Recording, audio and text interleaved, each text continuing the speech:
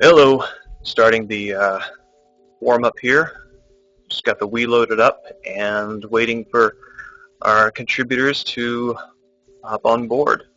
So yeah, you're going to be seeing this for a little while.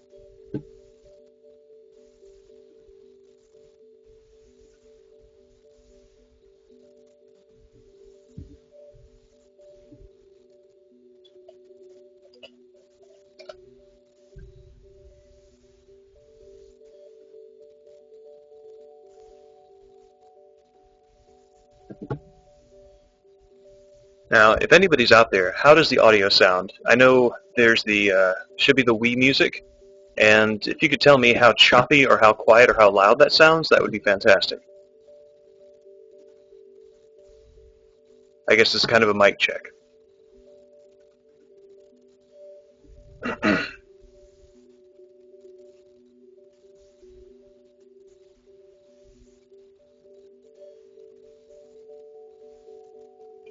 All right, how about now?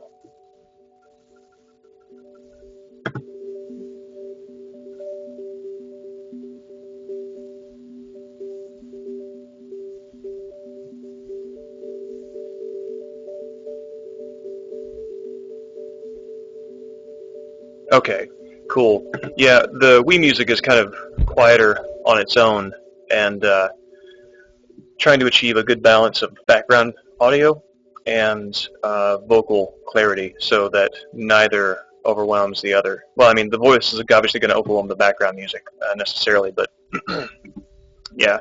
So that's audible, but not too audible. So just making sure that all the sound is coming through as it should and that it wasn't too choppy. Actually, since we had a problem with choppy game audio last time, insights. I'm going to turn the Wii volume way up here, and turn the input volume way up. And if you could please tell me if it sustains its clarity, I would appreciate that.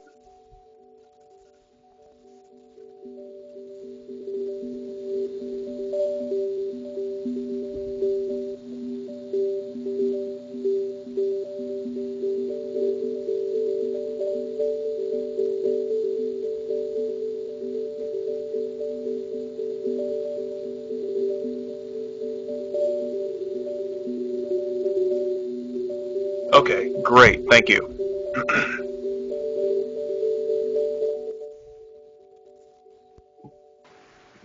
What do you do? Just add somebody to it? Or Oh, wait, there's Hal. Yeah, cool. Awesome. Awesome. Great, perfect timing. Yeah. All right, hi. Hey. We are setting up the stage. Hey, Grant. All right, Hello. Let me throw Hal in there then. All right. So are we going to have 5 people then, or? No, I think... It's just us 4. Yeah. Okay. Hello. Also, we should be on the stream now, right? Yeah, they're hearing us all? Yeah, they're hearing us now. Okay. All right, bye then. Thanks, Grant. I'm gonna go up to Canada and kill you. You're gonna die in Canada, Grant. How's that feel? Did you know that's legal in Canada? Dying? In Canada? Yeah, dying's legal in Canada. Man, it's the only thing that's legal. Liberal socialist state. My God, our communist neighbor to the north. Where's the administrative justice? Where? That's right. Good God. Okay, I guess what we'll do is kind of hang out here for a few minutes. Well, I guess we'll do introductions, and yeah, in some order. I guess Darrell, Grant, Hal, whatever. Wait, you want to do it now or like? In like a couple of minutes, so I'm still okay. Yeah, because I don't think you intend to do much like editing here, right? Oh, there's going to be no editing whatsoever. All right, so yeah, we'll wait until the after the Online vidcast. I think I'm done with that for a while. Yeah. So my thought here is that to sort of keep this controlled and focused, I'm going to play it on killer7 difficulty. Probably the harder one because you can still see the what do you call it, sweet spots. And, yeah, it's really I only played it on normal one time just out of curiosity for what the difference was, and normal is definitely more like a concession towards the player than it is, the default way it's supposed to be played. I'm pretty sure hard is like what they actually expected Yeah, the game to be designed around. I get behind that. Yeah, and also for the purposes of a stream, the Killer 8 is, Killer 8 is a good challenge, but at the same time, that's not necessarily the best mode for a kind of streaming experience. Well, there's a few reasons for that. There are people who they haven't played Killer 7 at all. Yeah, and there were a few people asking in the stream chat last night, like, is Killer 8 a good example of what Killer 7 is? Oh, really? Not really. No, Killer 8 is let's all ride on the back of Harmon Smith until we get powerful enough that we can kill everything with one hit. Yeah. That's Killer 8 right there. Let's just stream Hopper 7 with everybody drunk and just call it a day. Everybody wear your Grasshopper Lucha Libre masks. That's going to transfer over the stream, I'm sure. The spirit. Oh, it definitely would. So now everybody's checking out my sweet taste in video games. Oh yeah, look at that. Oh shit. The viewers are just rolling in. So why do you buy ROMs for the Wii exactly? Because when I accidentally update my format... Carefully handcrafted emulators he's right. for the Wii. These are lovingly handcrafted, every single one of them by Miyamoto. I mean, he personally, he recodes every single video game. He stands at the end of the assembly line and he just sprinkles a bit of Mario dust and on the end of it, and that makes them work. Frowning severely, I might add. Can he frown? He frowns severely when he is trying to answer a question. Smile? He really, his muscles get confused. It's like that would explain so much. Like when he's trying to answer a pretty serious question, he just goes into this deep meditative state and he frowns and he's...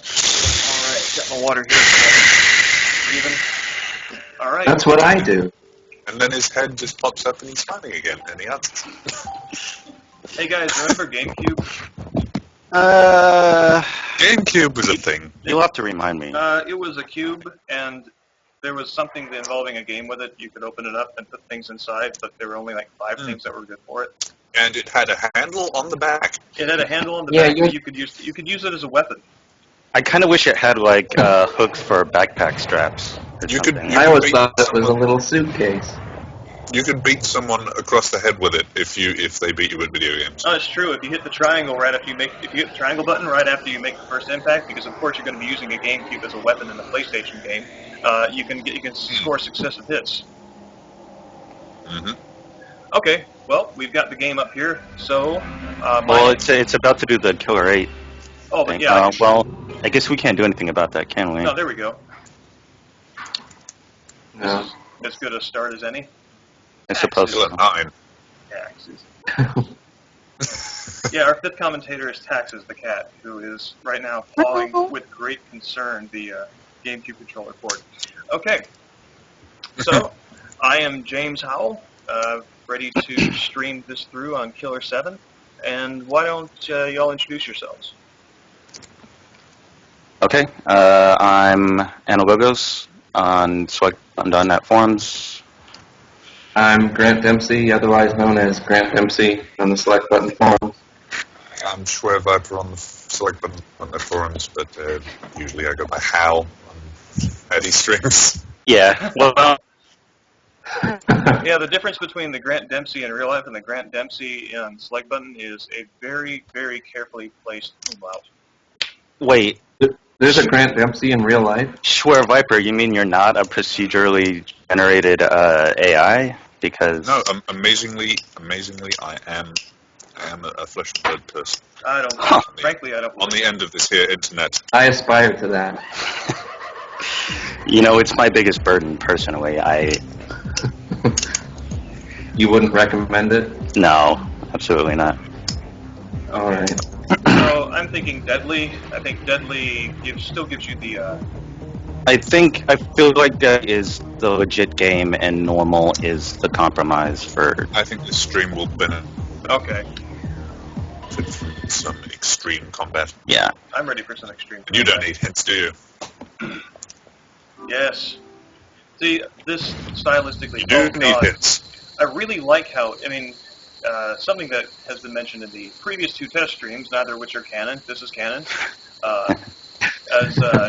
I'm one of my interests stylistically in this game is how 3D and 2D space has sort of collapsed over each other, and this is really interesting because the silhouette creates a 3D image, and it's like if you move the laser, it's like you don't when it switches position, like when the source switches from one side to the other, it doesn't like it basically moves in a way that calls attention to the flat paneness of the screen. I think it's really neat. I'm glad you bring that up, because in the event that I end up doing a Dolphin emulator stream, I want to check this out with the free look camera, because I really don't remember how it handles that. Also, since you just did that, I'm going to say I'm disappointed that you didn't shoot him in the hand. Am I the only one with the weird neurotic tendency to shoot every boss in a thematically relevant point before entering the target? I did that the second time I played through. We are not off to a good start, James. No. We have to keep canonical. No, I can. All right, fine. Or are you playing this from the viewpoint of someone who has never played it before? Are you role playing? I am role playing somebody who is like me. Okay. I'm so postmodern. I'm a man within a man. Deadly does still have visible leaks, by the way. Really. Someone has just posted the kanji that appears after you shoot the silhouette of the stage 0. Answer for your sins, end of the world. So I believe if anyone knows, it'll probably be James. But anyone know what exactly it means? No, it would not be James. No, it absolutely would not be James. Yeah, that's the last person you should ask. All right. Angel nurse, apparently, or heavenly nurse. One thing I want to mention is that even though we've done 2 test streams prior to this, I'm pretty sure for all of us involved, even though we spent, at least some of us have spent a lot of time playing, talking and thinking about the game. We also haven't personally spent a lot of time recently, playing or talking or thinking about the game. So we're all kind of reacclimating ourselves to the game, I think. Kind of speaking for everybody, but I'm pretty sure that's true to some extent for all of us. No, that's certainly true for me. See, I love this. I love how it's like it completely starts in media res with the number 33. It's like there have been 32 missions for the Syndicate before, and it's like, oh, it's so good. It's really great because it creates this sort of negative space time-wise between yourself and, it's like you're obviously joining the game. You're obviously joining this world after it's well in progress. Do you know the controls? So we might as well do this, right? Why not? I think so. I'd like to. Also, something we mentioned on one of the previous test streams, but what you saw on that yes/no screen a moment ago. Yes. The sort of dynamic flashing red Y and N punctuating and highlighting the words. That's something that's actually a lot more prominent in the Japanese version, where when you see the subtitles for the text on the bottom of the screen, certain words will be highlighted in red kanji and kind of dance around. Yeah, and they sort of grow and they float out. To call attention to something that has something in the sentence that has impact or is worth calling attention to, but that doesn't really show up in the U.S. version anywhere outside of that one screen here. So that's an interesting difference. Okay, can I leave now? Taco Task Force, Skype is full for all intents and purposes. Yeah, afraid so. We're trying to keep it down to just 4 people. Okay, now how do I leave training? This was a part of the game I wasn't prepared for. I do like that this is kind of like one and only sort of like vinculum gate type areas. I think this is also really neat. I never noticed this before, but these different not columns, but these outcroppings each have numerals on them, and I don't. That's interesting. Do they all? It looks like that one is missing one. No, they all They all go I up to think- 8. They all do? Yeah, Okay. that's actually something I noticed earlier this year when I was doing some photoshopping and GIF making for content related to this game, and I was trying to make a loop of Garcian running around in this room, and I realized that was difficult because there are actually... Oh, no, see, there's a 9th one without a number on it. I think that's interesting because 8 is. I mean, even with Killer 8, that's the max number of personae that you get. Well, I don't know if it's like. I don't know if it should be accredited with significance, but and here again, if you want to see, this is the jumping around letter thing that Jarrell was talking about. Oh, right. Yeah. Yeah, they don't really take advantage of that in the English version.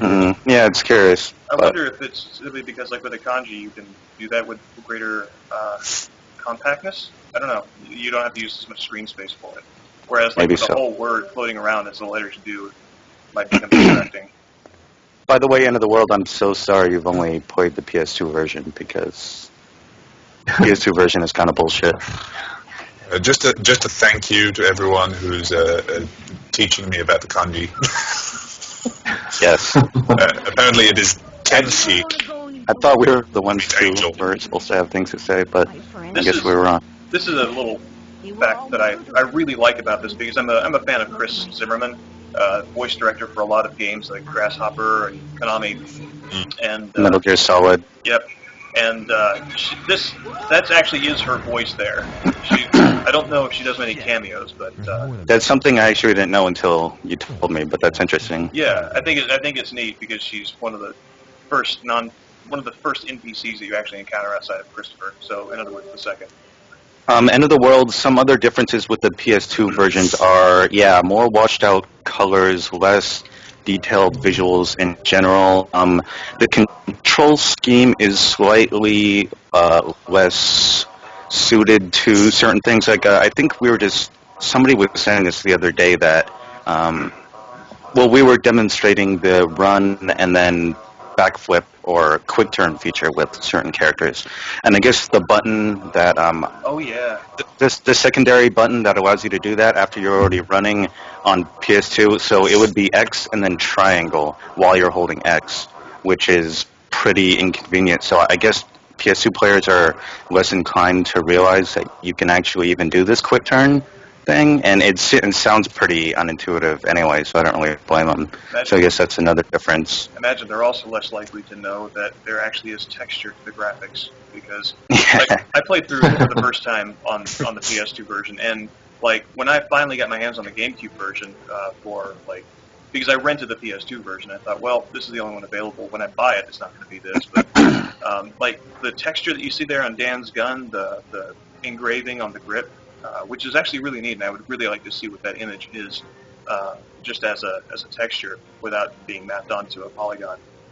But all that stuff isn't there. Not even the shading on his hand, I think, is gone. That's interesting. End of the World. Jeez. It makes you. It really makes you feel like you were playing a second-rate version of it, which you are. I'm pretty sure there are visual cues and accommodations that are just completely absent. And wow, it really is gone. End of the Holy world. cow. Thanks for the confirmation. Okay, but yeah, they're like screen transitions that just don't even present themselves in the same way, and it's just really odd. It's not like it's not worth playing if it's your only option, but it definitely is not. It is not the definitive. killer7. Yeah. I want everybody to notice that the last save file I have on here is actually from 2007. I would have been, at the time I played this, I was probably 1.5 weeks away from moving to Mississippi for grad school. So that's nice. I'm going. You are not far off from my last play date, actually. Really? I think I was the year before you, 2006. He's the class of Most 2006. Probably 2007, though. Probably leaking into that. I definitely remember playing it like one time after another. Like I played it tons of times. Yeah, I did too. I was just remembering yesterday or the day before that I think I might have actually done an exclusive run for every single individual character in the game, Which just to is see. amazing to me that you did that with Mask. Yeah, Mask was not a treat. I'll say that much. This is neat. I mean, I don't know how many people took the time to go through all this tutorial stuff since, you know, you wind up listening to Iwazaru all the time. I actually went through it twice. Oh, really? Like both first times I played the game, I went through this just because I loved hearing Iwazaru talk. Both first times, huh? Both first times, yes. Just like the two first characters that you meet in the game. That's a well, hey, game like Killer7. Hey, if you really take it into consideration, you need to play this two first times, not to let too much out of the bag. No, that's true. Uh-oh. So I guess shoot the core. Sorry, go on. Please say something meaningful after that. At this point, we should probably talk about the voices, the ghost voices. I think. Okay, yeah, I was gonna... Go ahead. Because the funny thing that they did was in the Japanese version, all the text is in Japanese, but for the ghost voices, they ran the script. They translated the script into English, if I recall correctly. Translated it properly, and then they ran the English script through a voice synthesizer, and so all the ghosts actually talk in English. We should point out that they talk in broken English. Broken English, yes. Yeah. But in the English version, if I recall correctly, and I believe it was Taco Task Force that first told me this, really way back then. What they did for the English version was they actually took the English script that they had been using for the ghost dialogue, and they ran it through. They translated it automatically. Machine translated it back into Japanese. Well, and then they machine translated it back into English. I think that's kind of based on a rumor, actually. Oh, really? Well, I didn't want. This is making me look like an ass. No, it isn't. No, Al, get out. No, it isn't really. I just didn't want to take it there because it's it's something Tim said, and you kind of have to, the implications so take that with a grain of salt. That's all I'm saying. Yeah. All right. Also, the distinction is I'm pretty sure. Yes, Gano. I'm pretty sure the Japanese. So the rough translation, the weird machine translated sounding English script you hear in this game, garbled through the game audio, I'm pretty sure that's the exact same script that was already in the Japanese version.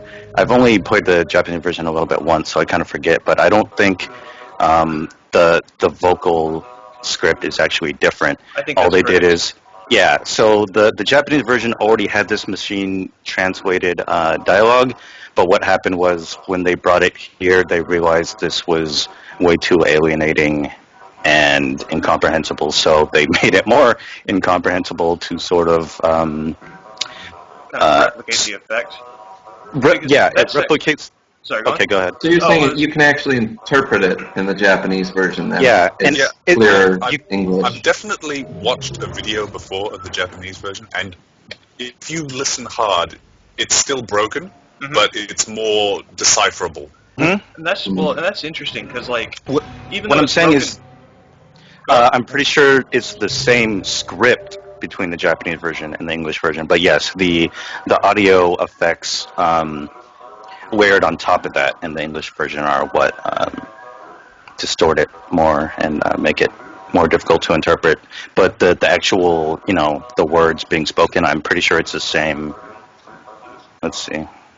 Oh, sorry, I was reading the chat. But yeah, because even in this version, right, if you listen carefully in certain instances, you can actually make out Oh what yeah, they're, like there's you could certain definitely phrases, make like, out what they're saying sometimes. like Iwazaru always opens up. I can clearly hear him saying, well, clearly, I can hear him say the master.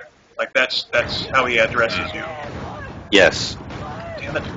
And, well, the thing that's interesting to me about that is that, like, what is I try to think like, okay, there is obviously this problem of alienating the English audience by giving them subtitles and then this weird, less comprehensible visual cue. But at the same time, it's also like,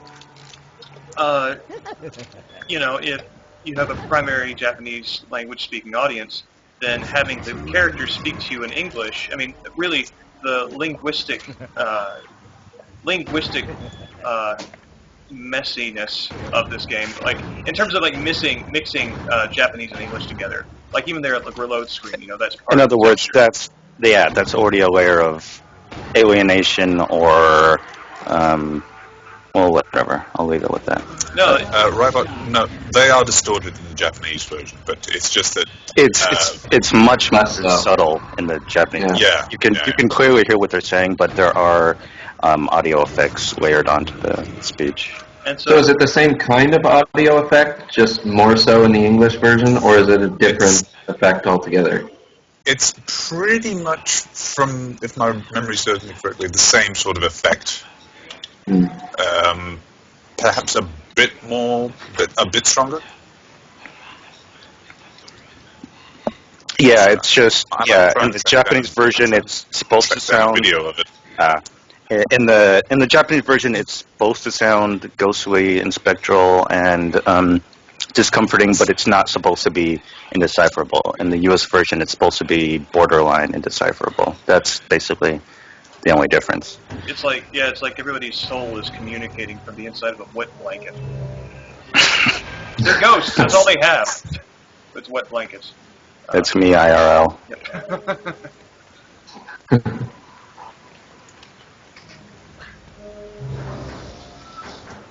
But yeah, it's sort of it's an experiment not unlike when you're listening to a song whose rhythm and melody you like, but the lead singer kind of has the microphone halfway down his throat, you know, even when he's singing it in the studio, and so you kind of just sort of make up lyrics that you think might relate to each other and might bear some semblance to what he's saying, and that's kind of like how the English-speaking the garbled voices are in this to me.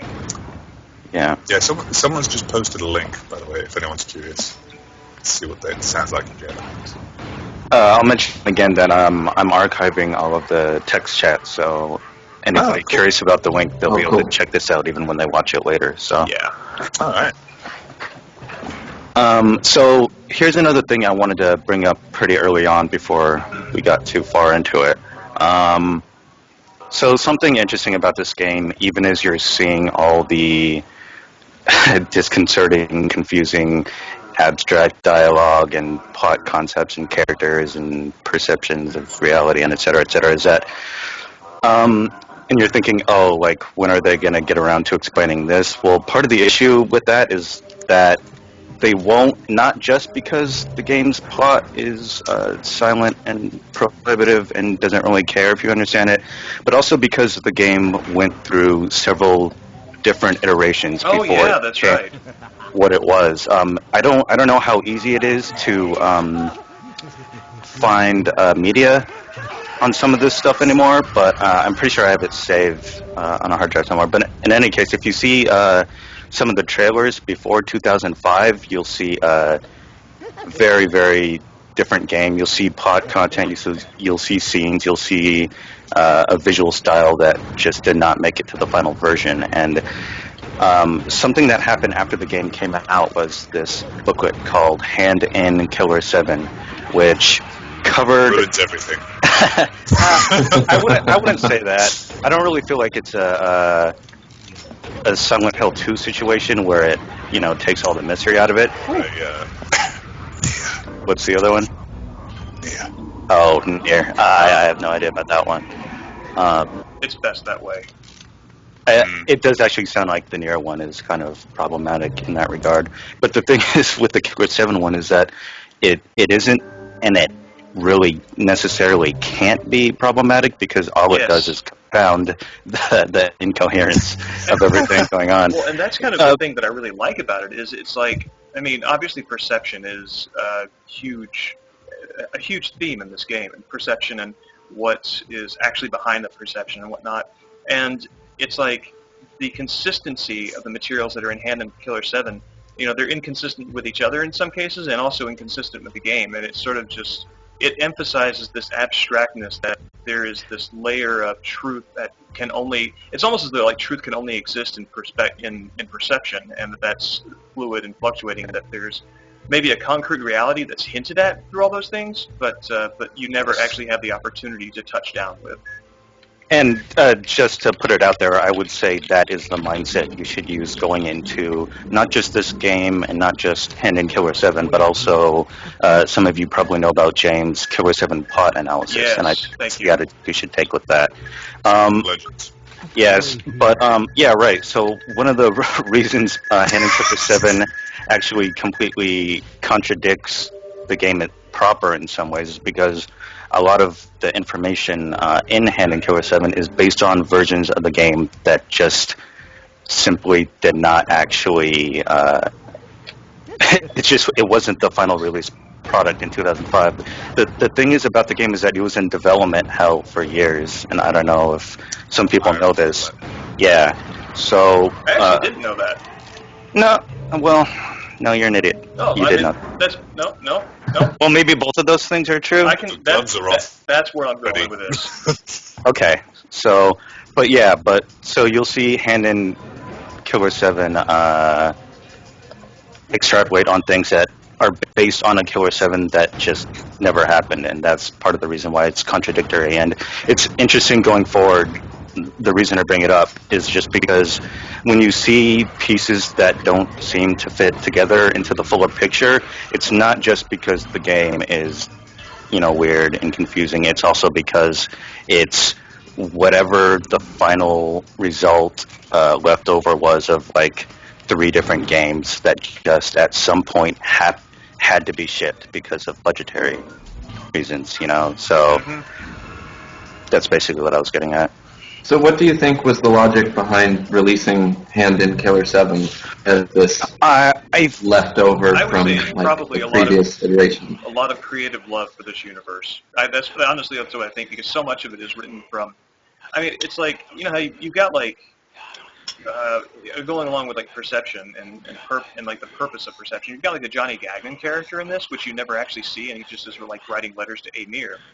And, you know, he's sort of providing like this outsider's perspective that in a weird way validates the hallucinations. You know, if you take them as hallucinations, it makes it more problematic because, you know, here you have this outside force validating validating the existence of all the personae. And so it's like, even there's like Jacko's letters, and there's like background on the Ishikawa network that he used to be like a grocer, and he used his grocery philosophy as a way of determining good media distribution philosophy. So, Ishizaka, what did I say? Anyway. Ishikawa. Oh, sorry. Yeah, Ishizaka. I said K, so yeah, Ishizaka. Yeah. But yeah, so it's like... Lady. It's like you get a lot more of that sort of thing. So it doesn't actually answer any questions. It just gives a fuller picture. It's like running a deeper bath to sit in. End of the World brings up something kind of interesting. He says the older, let's call it the Hand in Killer 7 version of the game, also seems to fit better into the story of Suda's early milieu, Silver Case, Flower, Sun, and Rain. I think And that's Ito McAllister is actually a character in this, isn't he?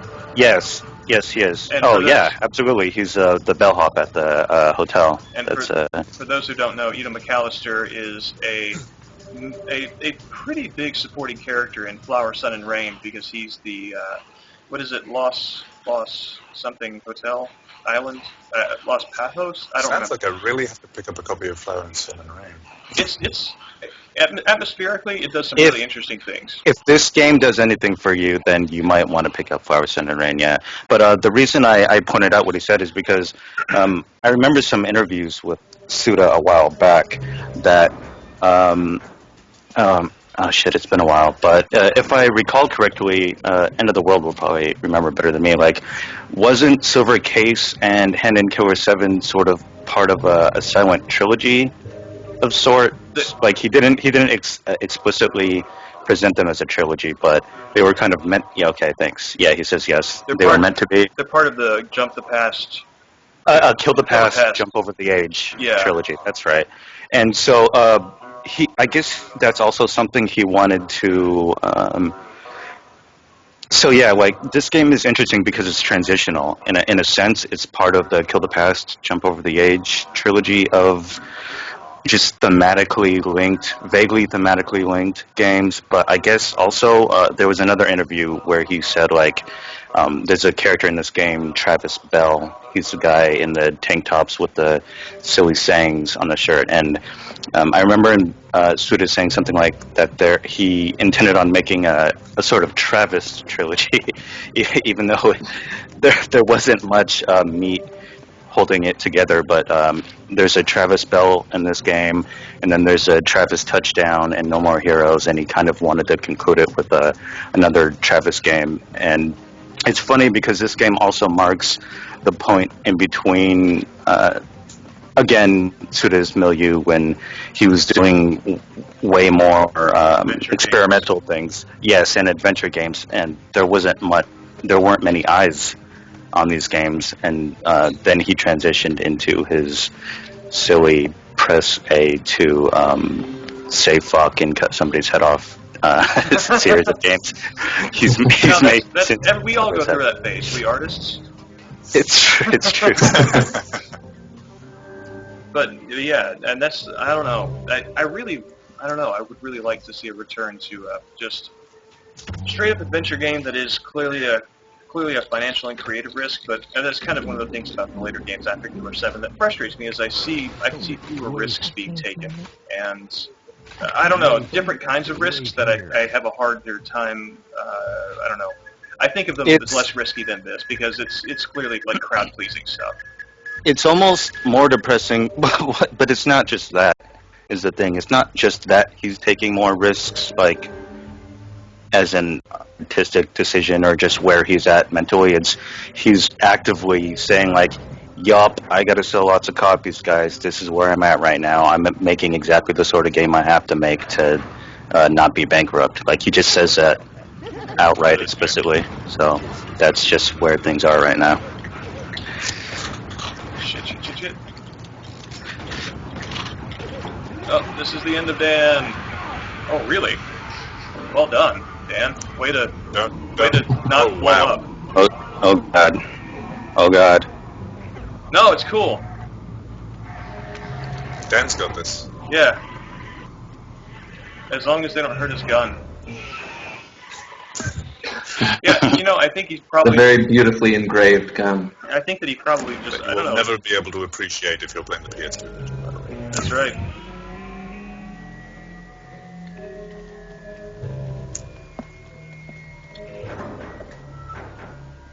And the one thing I'm missing watching this on stream is the sound. Yeah, unfortunately, we can't hear what you guys are hearing, which is, unless you're an asshole, pretty awesome. Or maybe pretty awesome. Even when it comes down to just simple jingles, the smallest sound effects, it's like the game is just a pleasure to listen to. Oh, absolutely, yeah. Rybot, I don't really have the time or space or mental capacity to get into this right now, but I actually feel like No More Heroes did still, maybe to a lesser degree, have the spirit of what he was trying to do with some of these games. I can get behind that. It was definitely the point at which he started to let go, though, and when the game got traction for what it was, then yeah, that's when it was all over. It was like, okay, I'm just gonna make No More Heroes forever. And that was but I do feel like there's absolutely something to that game or those games.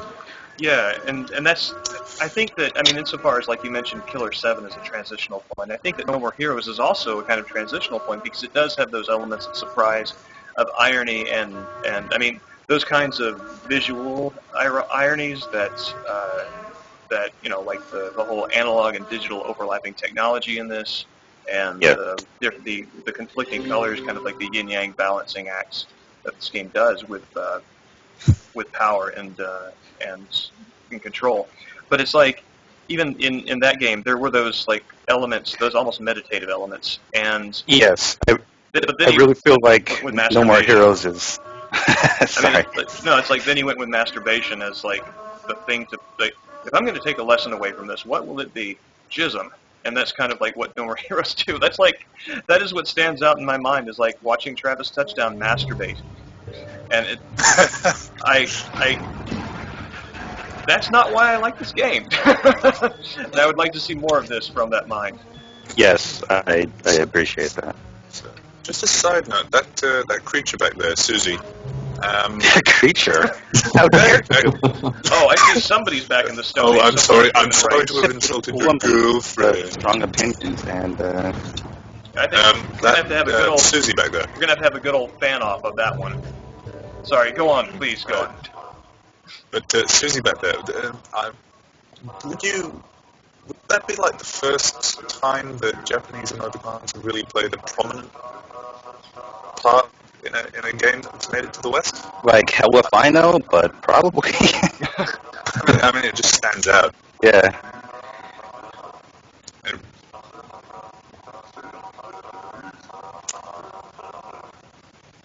Dot hack. Oh, that makes sense, actually. That's good. What that's worth. Good point. Oh, is audio... James, you might have audio stuttering problem. Oh no. Okay, hold on a second. It was doing this last night too, right?